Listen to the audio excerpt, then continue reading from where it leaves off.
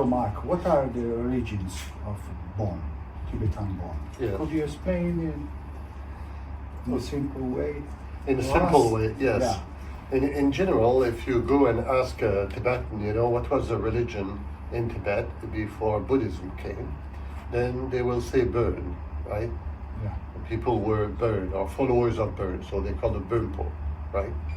And then, actually the answer is not that simple if we really want to be able to understand what was the cultural landscape, of Tibet before Buddhism came. So what we know is that in general, Buddhist Chronicle, for instance, that talks about anything that is not Buddhist, but that is performed by Tibetan would be called Bön. So it ended up becoming a kind of generic term, whereby any types of local cults, religious rituals and so on, were all put into this kind of general category. But it's a bit, again, more complex. Believing that, let's say, in Tibet before Buddhism, there was one religion that was universal and so on, is most likely not historically accurate. And then more like Tibet, for instance, had probably lots of different influence because it, at some point in time, was kind of in the center of many important commercial roads. There was like the Silk Road in the north connecting with China.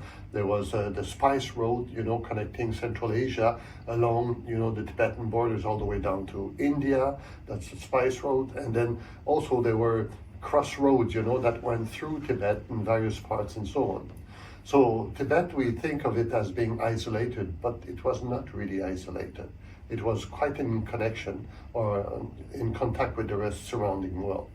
So consequently, when we want to study what would have been local religions, then there was probably quite a lot of variations and a lot of influence, not only from outside, but also indigenous development and so on, right?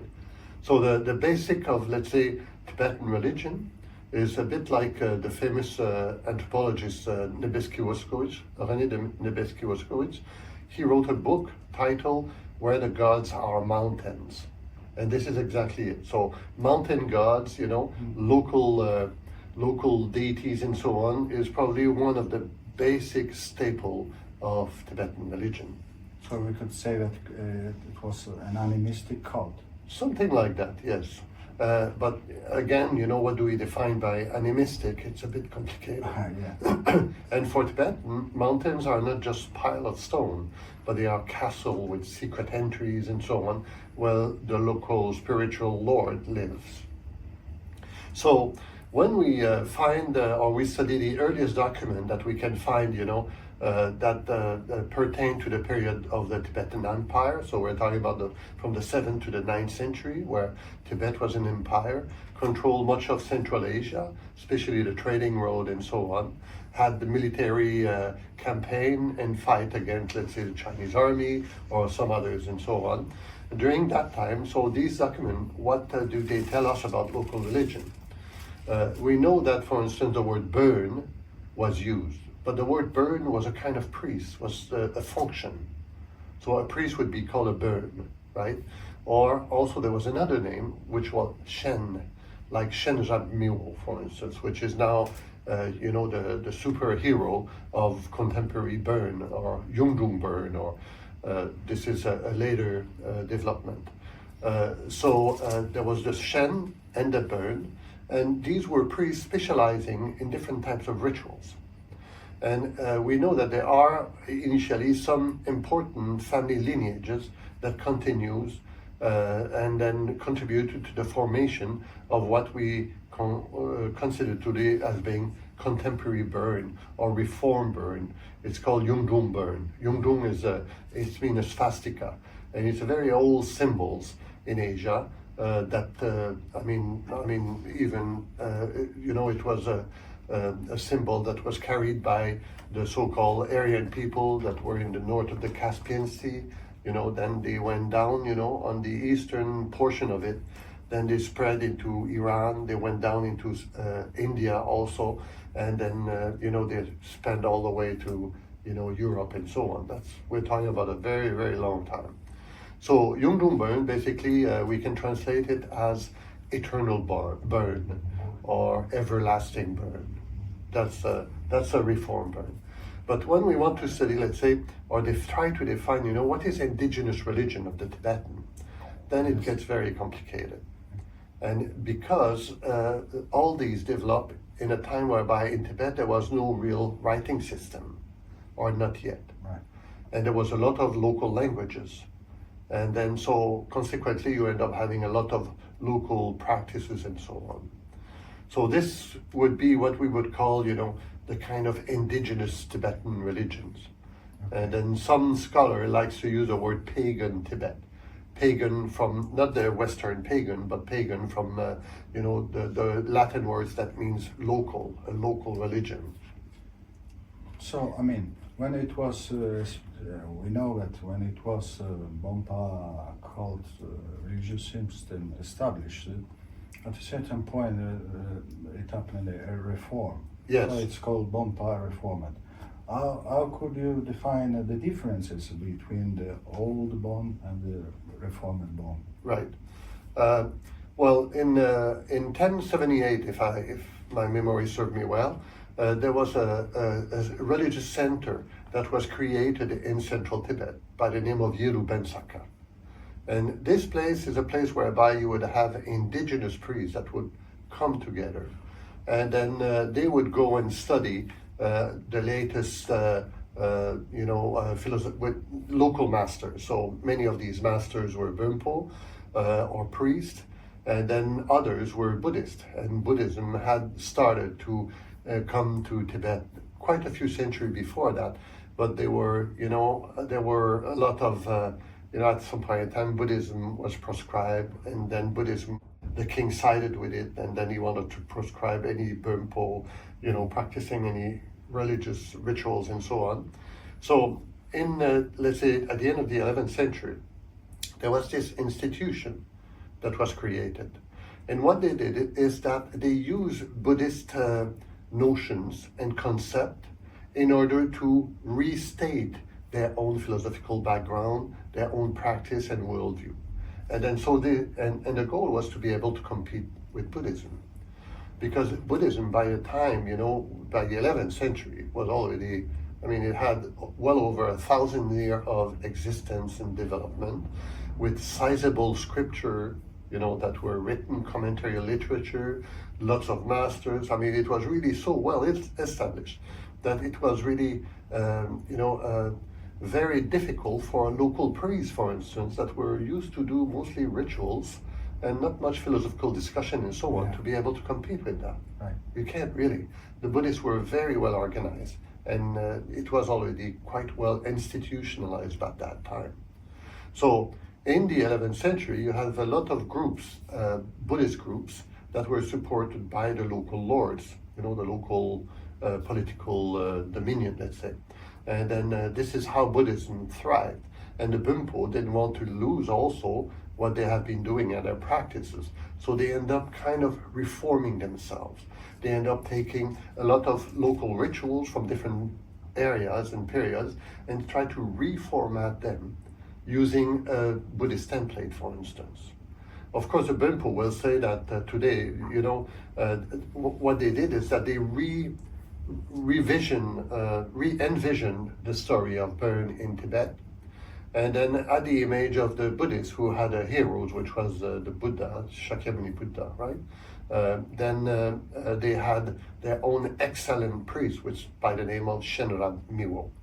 Shenran means the excellent priest, the excellent Shen.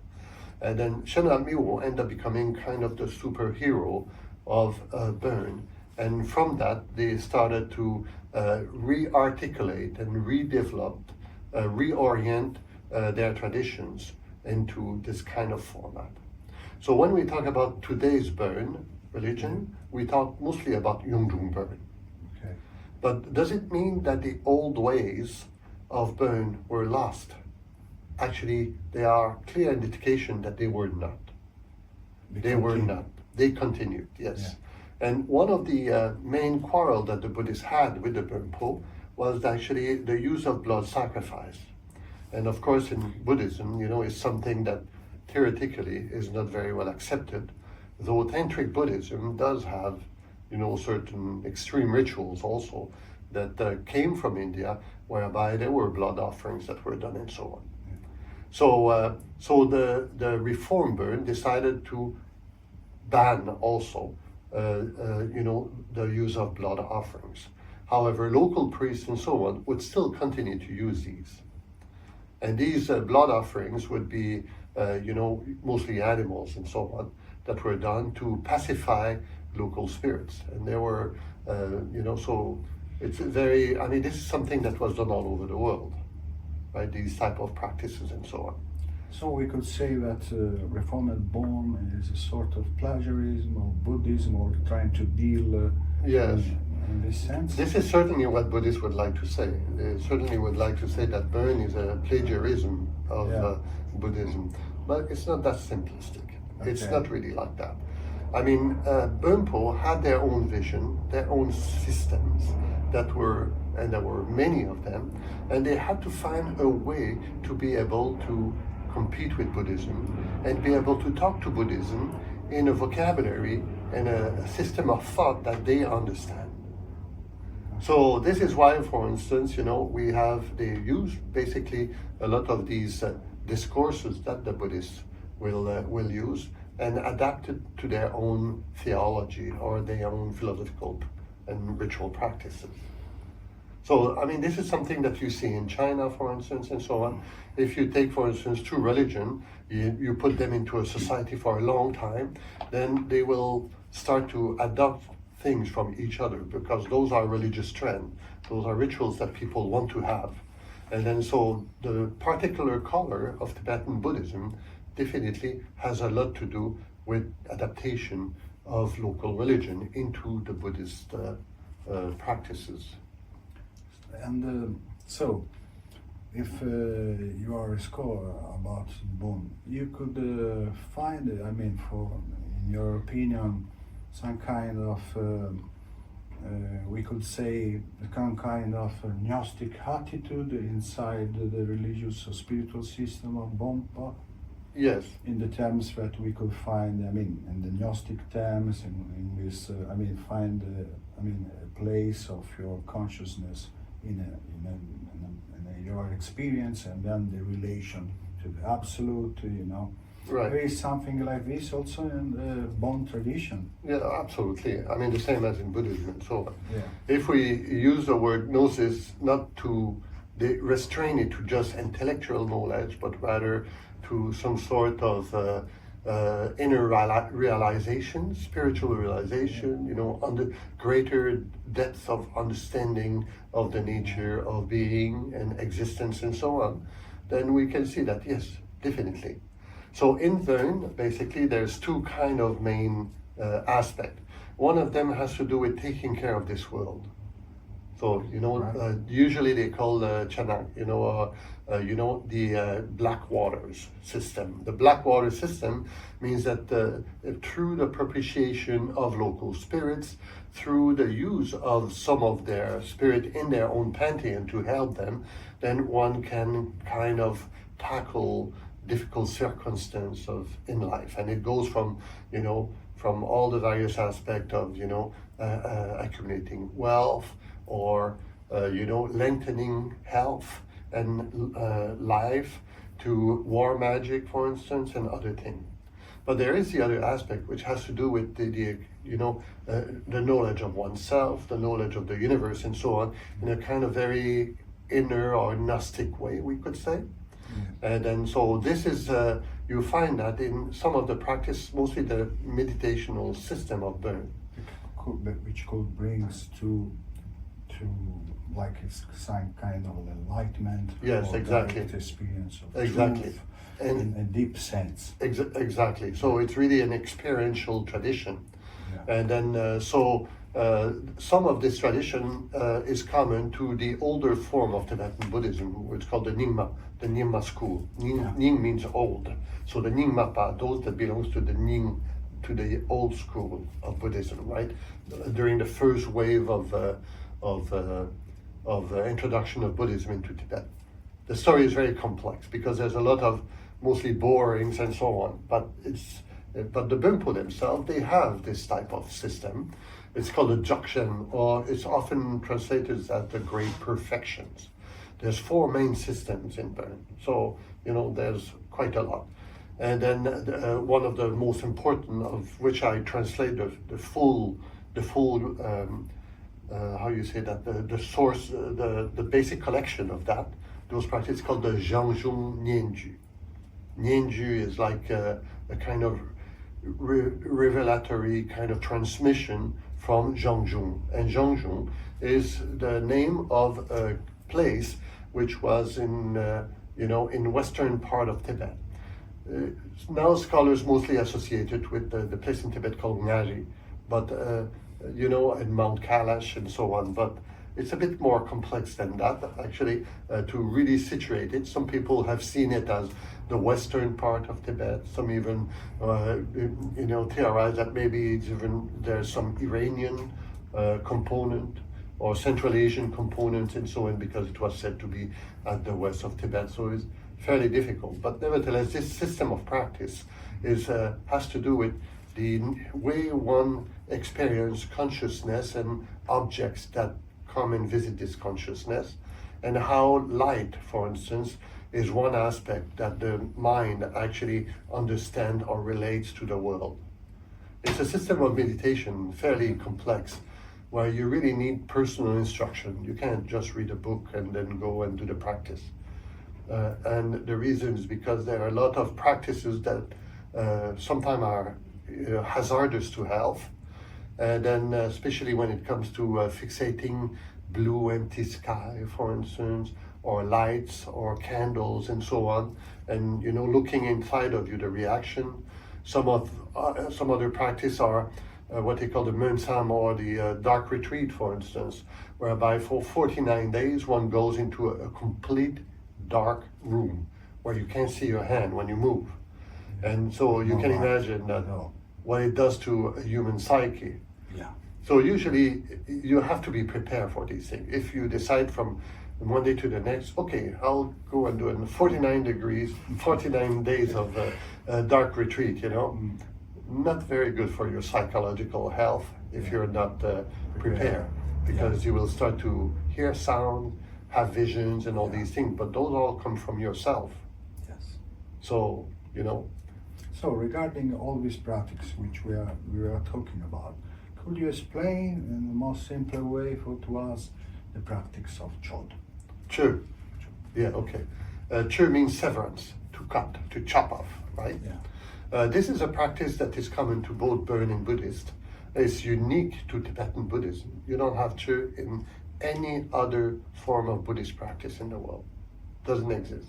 Okay. So, and it's linked to one woman by the name of McGill, who actually came from a Bönpo family, and then she ended up reciting the one Buddhist sutra, which ended up becoming very common for the Bönpo. It's called the Prajna Paramita Sutra, or the Perfection of Wisdom. Yeah. She was very good at it. But this sutra, the main teaching, has to do with how we don't have a truly inherent existent self. Inherently existent means that it's something that if the world is all destroyed, it's still going to be able to continue. Yes. Because it exists by itself. It doesn't need anything else, right? So anyway, there's a lot of theological discussion on this too. But the idea, there's 2 points.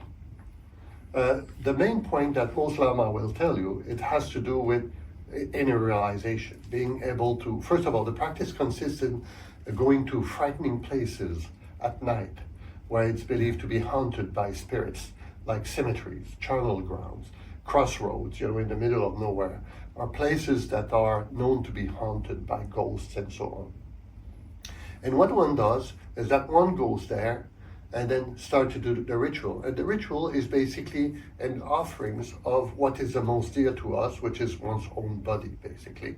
You give it, you offer it. Why would someone do that? There's 2 reasons. One practical reason has to do with karma and the cancellation of karmic debt.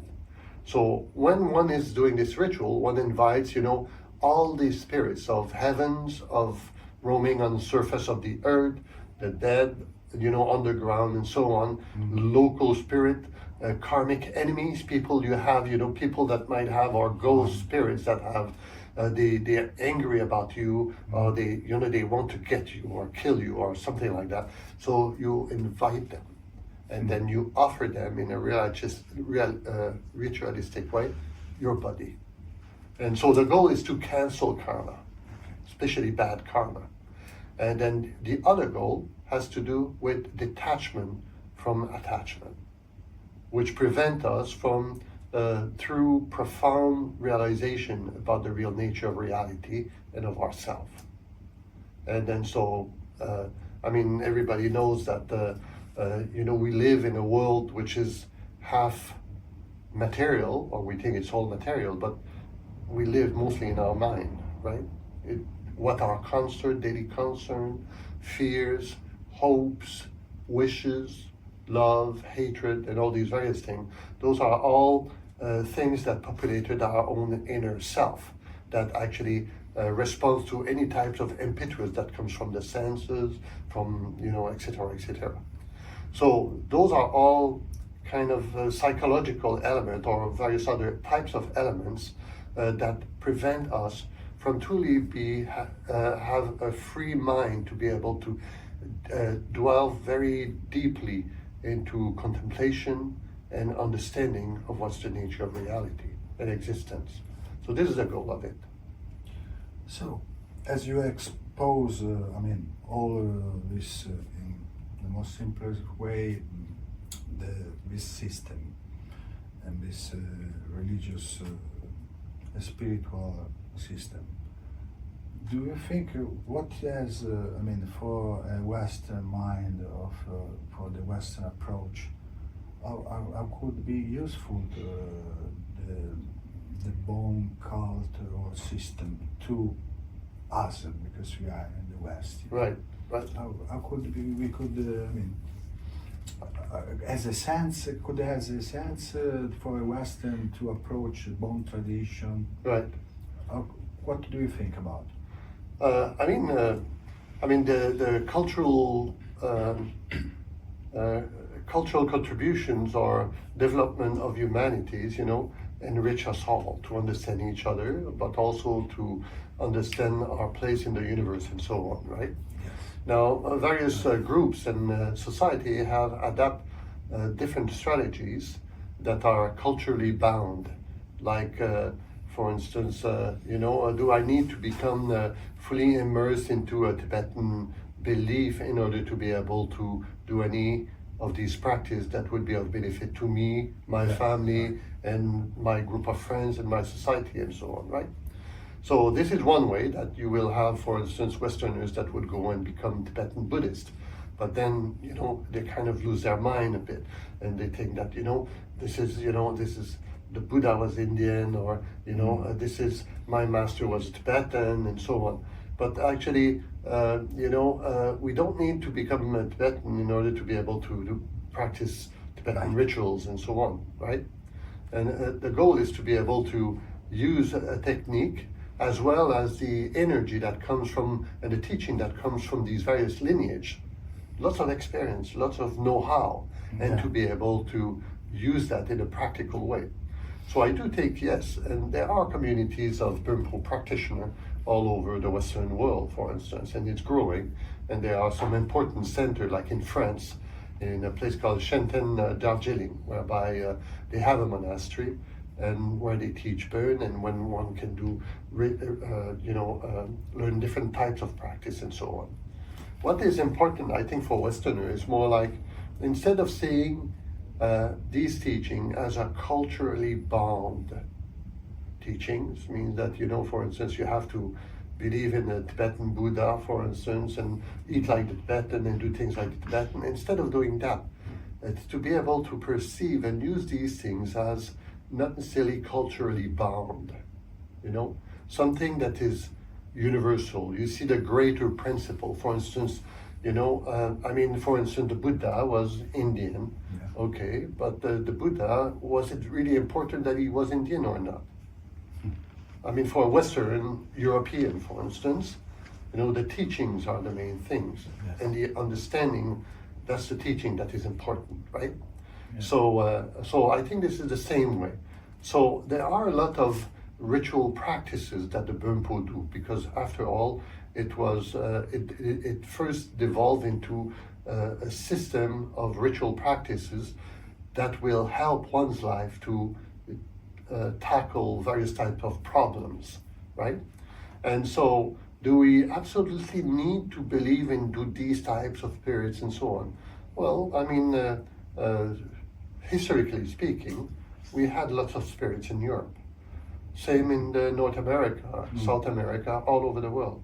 There hasn't been a human society whereby there was no spirits. Hasn't existed, as far as I know. You know, and even in so-called atheistic societies, for instance, there were still cultural heroes and so on. I mean, so in some ways, I think that we can benefit from all these teachings in order to be able to better relate to not only to the reality of our surrounding, the local people, the local spirits, let's say, you know, and then use these practices to better our lives and so on. Those are various strategies that have worked for centuries, if not millennia. And then maybe to look at it as a, you know, a Western scientific rational type of mind, you know, how rational is it? That's the first thing that people, you know, sometimes rationality is a bit kind of oversold, or we believe that we are a rational being, but are we really rational? I mean, when we look at, for instance, our scientific development and so on, lots of it contributed, not necessarily in a very good way, to the development of humanities. You know, we have better war machines. We have gone better at polluting the earth and polluting our own, you know, water and everything, and creating societies whereby individual is completely disenfranchised, you know, isolated, whereas in the past there were communities that were, you know, differently built and created and so on. So, you know, ritual can be individual, but it also can be communal. Yes. And we know that, you know, communal rituals is a factor that bounds groups into families that goes beyond mere ethnicity. Yes. Right? And then so this is, I think, one of the main function of religion or beliefs, is that it brings together groups or people that otherwise would be at war with each other or would be completely different. Yes. And this is how it was very good for politicians. I mean, that's how you create empires, right? I mean, the Holy Roman Empire, for one instance, is, you know, an ideological tool that was used by politicians in order to unite a vast area of this planet, you know, with people that spoke different language, that ate differently, that did things differently, but they were all Christian. Yeah, yeah. It helps. Same with Islam, same with Buddhism, for instance, same with lots of these important cultural movements. So, as we know that you are a scholar, you are a scholar in Tibetan history, religious system, but at the same time you are also a practitioner, and you're many different paths. So how could you integrate this, your different interests or sensation and feelings about different paths in your way of dealing with your spiritual, you know, path? Yes, yes. Well, yes. Well, I don't often talk about my own belief practices and so on, so I might not go as much as, you know, those are, you know, I mean, we're all human beings, we all have this life, and then we try to do the best of it and use whatever tools we can use in order to deepen our experience of the world in a positive way, and then make us more understanding, you know, make us better understand our place in existence, that's it. So I've been, throughout my life, I've been very interested in many different paths, mostly spiritual. I mean, I started when I was very young. I mean, I mean, 11 years old, I was already practicing meditation. So, you know, it's something that it's kind of built into you. And for me, I guess I had this kind of particular bent. And then of course, I'm naturally curious. And when I was interested in something that I thought there were some benefit, then I started to study it. And I wanted to know everything about it. I'm still like that. So I don't know everything. I'm still working on it. But, you know, hopefully, it will contribute somehow to make me a better human. Anyway, but I think it's a question of integration and harmonizing things. And the best way to harmonize things is not to, you know, it's to see them in the greater picture of life and existence. You know, it gives you a big, broad view. You know, after all, I mean, why are we here? Why do we exist? Why am I an embodied consciousness that have all these various experiences? You know, was the goal of my life to work and make money? Yeah. Obviously not. You know, because is it really a worthy goal? I mean, or for some it is. It's okay. I mean, we have different aspects of our life that we need to take care of. But for me, I think spirituality has always been at the forefront of my own personal interest. And because of these kind of existential questions. So how about Bön? How about Buddhism? How about, various spiritual aspects? You know, a lot of people study esotericism, for instance, which were kind of, or pagan systems, for instance, you know, ancient teaching from ancient Italy, from ancient Rome, or from Africa, for instance, and so on. So there were a few interesting individuals that, you know, had these type of similar quests. Like, for instance, one that I know and I have very much respect for is Michael Bertiaux, for instance. And Michael Bertiaux, you know, in the late 60s and 70s was into theosophy and so on. He was originally trained as a priest, you know, at the cemetery in Vancouver and so on. Yeah. But his interest ended up becoming, influenced by indigenous Haitian religion, so voodoo and so on, but then also esotericism, French esotericism, religious thought, philosophy, like the Wittgenstein, Heidegger, etc., etc. Idealism.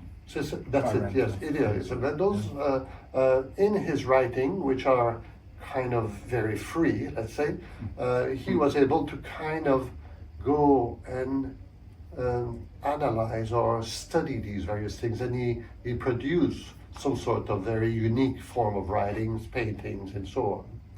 And then so I met him, when I was in my early 20s, so, you know, and then 21, I think. And then I think he did actually quite change my life in some ways, that when I visited him in Chicago in 1981,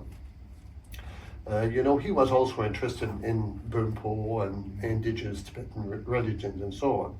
And then he had kind of his own version of it, which might not be very close to what the cultural Bön is, but it was much more his approach was a kind of, look at the big picture, look at what people did and so on. So it was a kind of a theosophical approach in some ways, but influenced by a lot of other elements, philosophical and others. So I think that his approach was very sane, as long as you don't go cuckoo.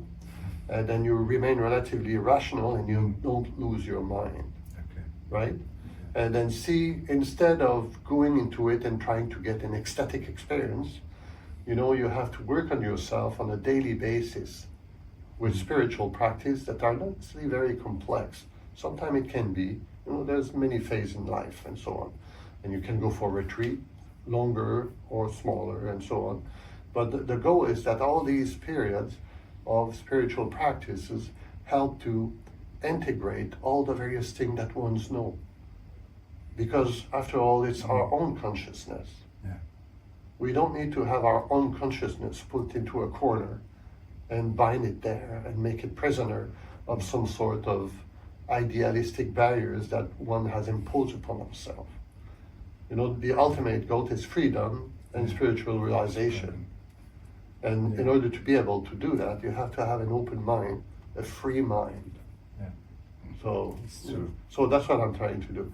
I cannot say I've been very successful, but hopefully, maybe one day. So I want to thank you and for your time and appreciate a lot Well, your presence, and I hope to see you again and maybe in Italy Yes. Next year. Thank yes, you. thank you again. Thank Thank you, Roberto. Thank you. Thanks.